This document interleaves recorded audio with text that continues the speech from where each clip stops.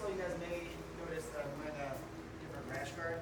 The reason for that is Kent Peters told me he would share this if I wore his rash guard. So Kent, I'm wearing your rash guard, you're going to share this. So before I show the move, I just want to talk a little bit about it. This move, I'm the only person that I'm aware of who's hit this in competition, but it causes a lot of drama, okay? I don't want to get too deep into it, but the move causes a lot of drama. I saw the move, I reverse engineered it, I tried my best to figure it out. I'm not taking credit for it, I didn't figure it out. I didn't come up with this. I just want to show a jiu-jitsu move, trying to mitigate the drama about it. I'm not going to say any more about it, okay? But I feel like I want to add that to anyone watching ahead of time. You guys maybe, if you look up the history of this move, you'll understand why. That's all I'm going to say, okay? All right, so anyway. You know. Yes. We saw it this weekend. Yeah. So typically in the cross-ashi garami, the big weakness we have with this position is an inability to gain heel exposure, okay? Why is that the case? Because to gain heel exposure, for the most part, what I have to do is let go of control of the secondary leg. And as soon as I do that, he hides his heel, and I don't really have a good mechanism for stopping it. Now, most of the time what I would do is you switch to a 50-50, you start working from here, or you throw the leg to the outside for a read, you start working from here, right? These are your good options from here when you don't have the ability to gain heel exposure in that cross-ashi. Now, what if there was some way to maintain control of the secondary leg while exposing the heel? Okay? This is very, very tricky. Okay? There's no real way to do it with your arms. I've experimented with a lot of different ways, but there's no real way to do it with your arms. So, like for instance, one way you could try is what we call an over-under, like so. But this doesn't stop Pedro from hiding his heel. I am controlling this, but I can't get to the heel hook, right? And there's other ways people have tried. So if Pedro's hiding his heel hard, he hides his heel. What I'm going to do is I'm going to take my left arm and I go underneath the knee like so. Okay? Now I take this arm, I go over the thigh. Okay? Now I'm going to make a 10-finger grip. This is the only grip that will work. If I go like this, Pedro can push my elbow up and over the top of his knee. I want to go like this, and I take my elbow and I bring it back. If he goes to push it, it's near my knee. See where my elbow is, guys? So he's not going to be able to push it. Okay? Now, what I have to, I'll just show you guys the move first, and then we'll talk about like how to do it.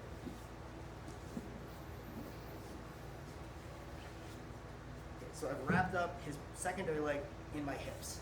Now here, this is the only situation in cross-ashi, in my opinion, where you can consistently expose the heel. Because how is he going to hide the heel? Hide your heel? He can sort of do it, but it's very fucking hard. His hip movement is severely limited here because his leg is between my legs. Okay? Now, again, the issue is, as we do this, I go here, he extends this leg out, and you can never get to it. Okay? So I hit it in a match once, but I think I only got it that time because he wasn't really good at defending it, and so I kind of abandoned it. But then I came back to the move and I started to think, okay, is there a way we can reliably maintain the bend in the secondary leg that we need to perform this move correctly, right? So we go here, and you see how there's a bend in Pedro's leg? If I stay seated here, Pedro extends that leg, I can't stop it from here. So what I started to do is come up and sit my weight back, and look at my arms, guys. I'm extending my arms out. Now here, when he goes to extend that leg, I'm not gonna say it's impossible, right? But it's much, much harder. Okay, so we're here, he goes to extend that, it's a lot harder because I'm leaning back and I'm extending my arms. Now what I'll do is I'll take this leg up, okay, and I'll take it over the top. And now you're gonna do one of two things. You can pull back, okay, just come towards it. You lock up the triangle, or what you're gonna do is you go here, you roll, and then you lock up the triangle on the conclusion of the roll. Okay, so you come back. All right, so again, we're in the cross-ashi. So you can also call this a leg trap cross-ashi. So we're here, I go underneath like so. We take our 10-finger grip, my elbow's covered by my knee. I come up, and I lean back into the guy. Now look, it's a combination of my weight coming back in this direction, and my arms extended to keep the bend, okay? Now, I'm either gonna step over right here and fall back, or I'm gonna step over and we roll. And now I lock up my legs.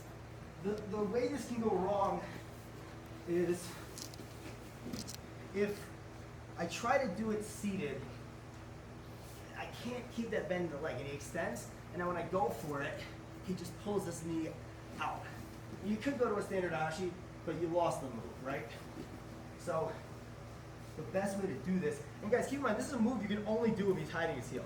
If Pedro doesn't know how to hide his heel, and he's just turning this way, you can't do that, but you don't need to, because he's not hiding his heel. So you just go underneath, turn that way. You just catch the heel, right? There's no need to do this move. But when he turns that way, he's like, man, he's doing a great job hiding the heel. If I just let go, so if you watched my match yesterday, I did this, the first thing I tried, you know, it's kind of a corny dig, it's really not gonna work against good people. I held here and went like this. I tried to get it, and I couldn't get it. He hit the heel really well, okay? So, if that doesn't work, the next thing you can try is this. And another thing I love about this is, it's very low consequence. If you don't get it, it doesn't matter. You're still on this leg. You know what I mean? I'm here. If I come up and I go to sit back, and somehow he extends the leg, okay, whatever. Just sit back and you keep operating from here. It's not a big deal, you know. So that's another reason it's good. You're not gonna be able to get this 100% of the time. There are gonna be situations where you're not able to get this bend in the leg. Maybe he's too strong. Maybe, you know, like I don't know. There could be many different things, right? But if you are able to get this good strong bend in the leg, right? By sitting my weight, I'm sitting my weight in that direction. If I'm on top of them, my weight's going this way, okay? And I keep my hands like this. You can also, at this point, this is something else I've messed with, put the hand on the mat and grab the shin here, okay? I might conclude ultimately that this is stupid, but it is something I've been messing with.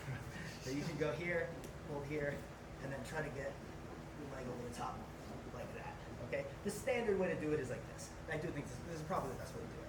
But you're here, you step over, and now you got it. Now the trick is here, this is probably the most fucked you can be in any entangle, okay? Very, very fucked. So we're here, I prefer a triangle here, so before I sit in cross ashi, I like foot to foot better. Here, the triangle is definitely the better option. Bring foot to foot, gives him some space to do that. We don't want that, okay? So instead, this is a situation where you definitely keep the triangle, okay? We're here. Now, you lock up the triangle. And if you ever get this in a match or a roll, celebrate because the match is fucking completely over. When I hit this in the match, I was like, okay, I got it. There's no way it's getting out. And you can catch the heel. So here, like this dig, I would consider this like a dig that doesn't work. But in the leg trap saddle, yeah, it works because you can't really move. He can sort of try to spin a little bit. Yeah. But ultimately, look, he can't, sorry, you okay? Yeah, he can't spin very much. So, anyway, I'll spare Pedro for the reps. Do you want to see it? Yes, so, I'm sorry, man. So, sit right here for me. This is not me. So here, are your knees okay? Yeah. Okay. Yeah, I mean, this is one that even setting up the position, I was worried about hurting Pedro's foot as I did it. Like, it's what's that? Yeah, it's painful, right? So you're here. Now, it's a combination of my weight going over my right shoulder and my arms extending. Look, if I do this, and he goes to extend, every time. I can't stop it. Then I go here, he goes to extend, It's a lot. I mean, if I just chill here, he's probably going to be able to do it. But I usually have enough time that I can get this leg over the top and get to my triangle. You okay? Yeah. So, one more time.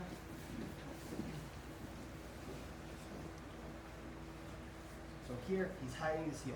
Again, guys, if he's not hiding the heel, this is not going to work. Okay? So he hides the heel, and you go here. Okay? Notice how his his ankle is below his knee, towards his hips.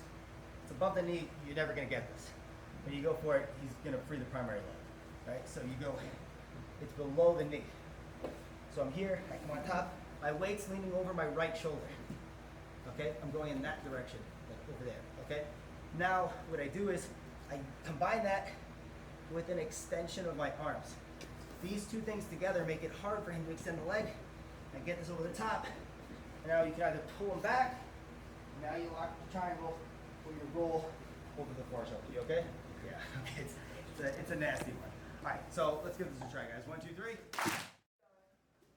That'll help you guys think of this a little simpler. I'm sure you guys, at least a lot of you guys, have seen this submission, right? You guys seen this submission? Yeah, think of it as like, this is like a version of the grip for this submission higher on his leg, right? So it's under here, right? Now I just go higher on his leg. It's the same grip, right? Does that make sense, guys? Like, obviously, this is not a submission itself, whereas this, you can't, I have seen people get like popped with this, you know, so you can actually hurt people with this one. But this is more of a control, okay? And you're gonna find my top, put my weight, going over my, in this case, my left shoulder, extend my right arm, and then we come over. You okay?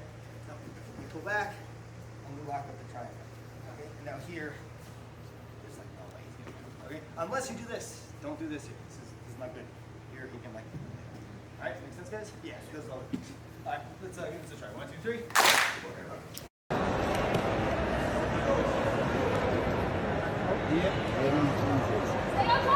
Nice, Rob.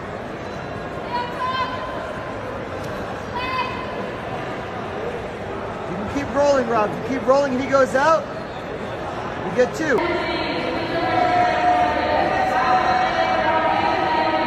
Good, Rob. Keep making it tighter.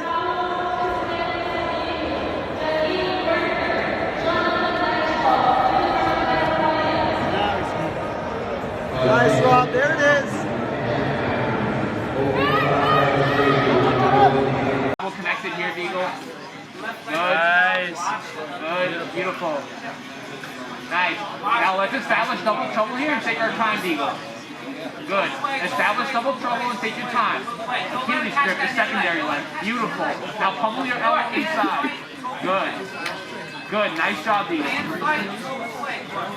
Get that other leg out. You're gonna try to pummel it in. Don't let him lock this. Don't let him lock this. Beautiful.